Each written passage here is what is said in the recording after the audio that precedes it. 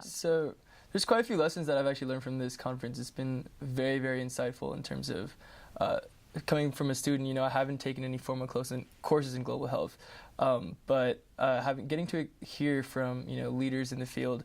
I think one really big thing that I took away from this is making sure that we as global health professionals make sure that we listen to what is actually needed on the ground. I know there's several people that talked about how they receive funding for projects that they don't actually need funding for. They receive donations and things for projects that aren't actually useful to them. And I think it's very important that we actually listen and we start off from the ground up instead of moving from the top-down approach. I think that's like a very big lesson to take away.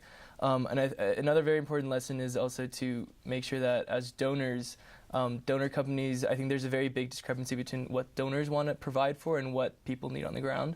And I think it's important that the donors listen and be open-minded and towards funding, because that funding is extremely vital, but it's not going to be useful or go anywhere or be sustainable if it's not going towards the right projects. Right. So I think it's very important to keep that in mind. And in terms of what I want to do when I get back, as an undergrad student, I'm very receptive to what the student perspective on this.